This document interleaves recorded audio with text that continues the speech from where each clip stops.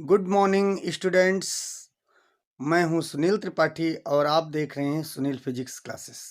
दोस्तों, हम फिजिक्स के लेक्चर्स आपको तैयार करवा रहे हैं ताकि आसानी से आप समझ सकें और समझ करके इसका फ़ायदा उठा सकें। हमारे लेक्चर्स आपके सुनील फिजिक्स क्लासेस चैनल में आते रहेंगे और इनको देखने के लिए आप हमारे चैनल को लाइक करें, सब्सक्राइब करें और अपने दोस्तों में शेयर करें। Good morning students. आज हम लोग पढ़ेंगे physics class 12 lecture number 5 electric field due to electric dipole.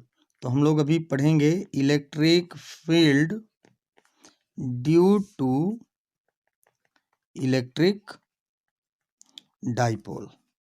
तो electric field due to electric dipole दो पोजीशन में निकाला जाता है। हम लोग जानते हैं इलेक्ट्रिक डाइपोल क्या होता है। Two equal and opposite charges अगर एक दूसरे से स्मॉल डिस्टेंस में रखे हुए हैं तो उस पूरे सिस्टम को इलेक्ट्रिक डाइपोल कहते हैं। तो इलेक्ट्रिक डाइपोल के कारण इलेक्ट्रिक फील्ड इंटेंसिटी दो पोजीशन में निकाली जाती है। फर्स्ट पोजीशन होती है एक्सियल पोजीशन और लॉन्गिट्यूडिनल पोजीशन और and on position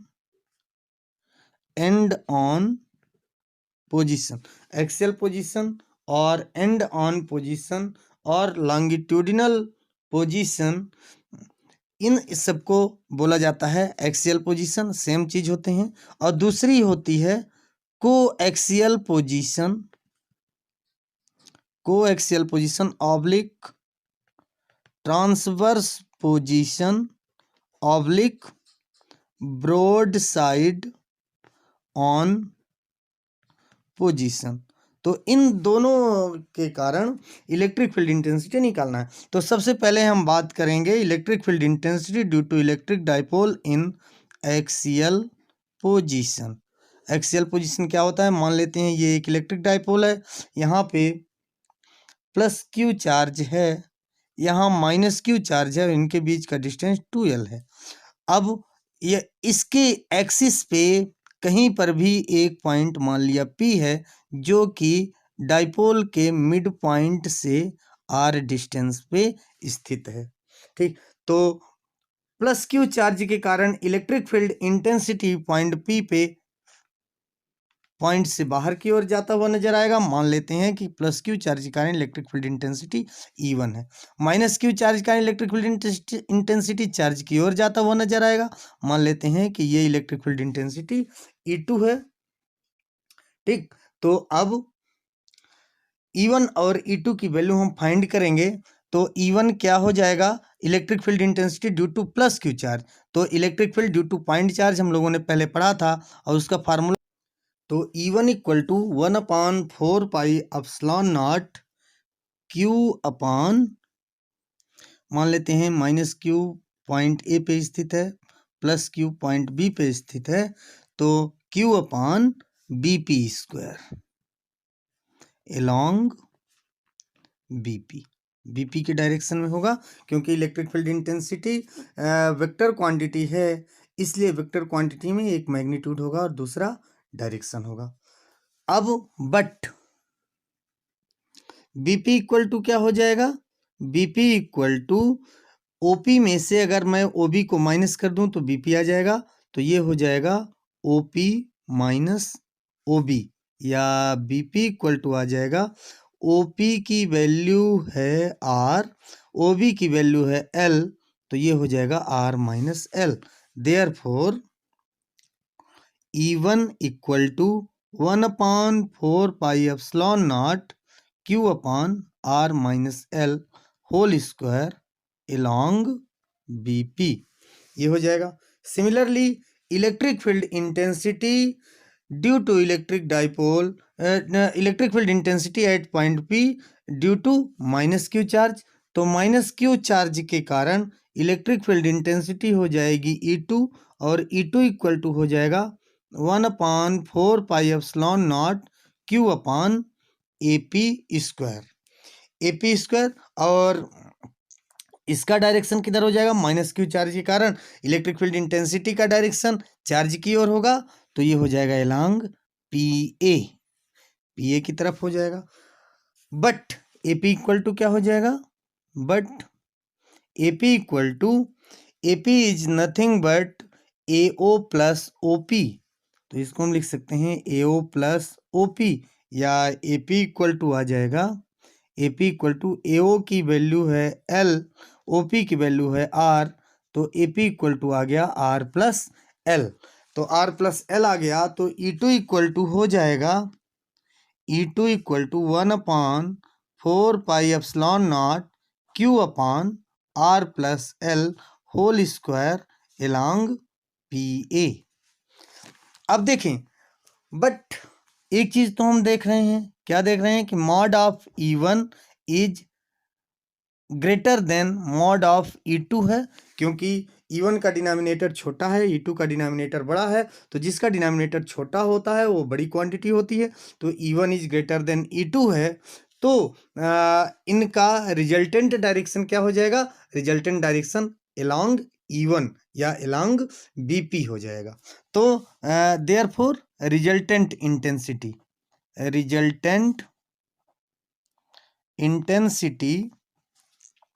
E equal to आ जाएगा E1 माइनस E2 और डायरेक्शन एलॉन्ग BP के डायरेक्शन में आ जाएगा।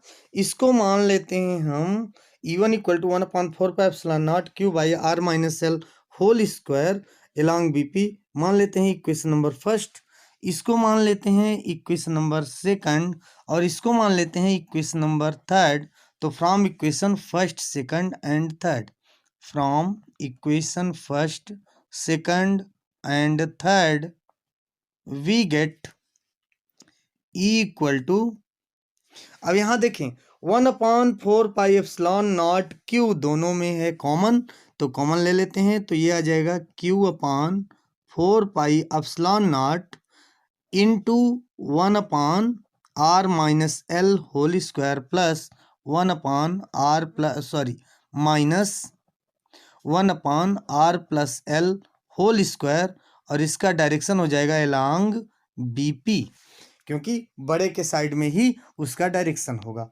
अब इसको हम सॉल्व करते हैं, तो ये E की वैल्यू आ गई, E equal to E1 minus E2, ये E की वैल्यू है, तो E इक्वल टू आ जाएगा Q/4 pi epsilon naught into, यहाँ पे ले लिया एलसीएम, एलसीएम आ जाएगा R minus L whole square into R plus L whole square, और इधर आ जाएगा R plus L whole square minus R minus L whole square, और डायरेक्शन हो जाएगा एलॉन्ग BP के डायरेक्शन में जाएगा। अब इसको हम सॉल्व करेंगे A plus B whole square से, इसको A minus B whole square से, तो E इक्वल टू आ जाएगा Q/4 pi epsilon naught into R square plus L square plus 2RL in minus R square plus L square minus 2RL upon, इन दोनों को लिख सकता हूँ R minus L into R plus L का whole square, और direction along BP के direction में जाएगा। अब हम यहाँ का ब्रैकेट ओपन करते हैं, तो E इक्वल टू आ जाएगा, E equal to Q/4 pi epsilon naught into R square plus L square plus 2RL minus R square minus L square plus 2RL upon R square minus L square का whole square, और ये आ जाएगा along BP। R square cancel हो जाएगा, L square से L square cancel हो जाएगा, तो आ जाएगा E equal to Q/4 pi epsilon naught 2RL plus 2RL कितना हो जाएगा 4RL upon R square minus L square whole square along BP। अब एक चीज हम लोग जानते हैं, यहाँ पे हम इसको लिख सकते हैं E equal to 1/4 pi epsilon naught Q into 2L into 2R। 4RL को क्या लिख सकते हैं, 2L into 2R upon R square minus L square whole square along BP। अब Q into 2L equal to electric dipole moment P, तो क्या लिखेंगे, but P equal to होता है Q इंटू 2L। तो ये वैल्यू अगर हम यहाँ पुट करें, इसको मान लेते हैं इक्वेशन नंबर 4, तो इक्वेशन नंबर 4 में अगर पुट करें Q इंटू 2L की जगह P, तो ये हो जाएगा E equal to 1/4 pi epsilon naught P into 2R upon R square minus L square, R square minus L square whole square along BP। अब ये हो जाएगा electric field intensity due to electric dipole in axial position. But if dipole is very small, that is R is very greater than L, then as compared to R, L can be neglected। और जब L को neglect कर देंगे तो क्या आ जाएगा, E equal to 1/4 pi epsilon naught P into 2R upon R power 4।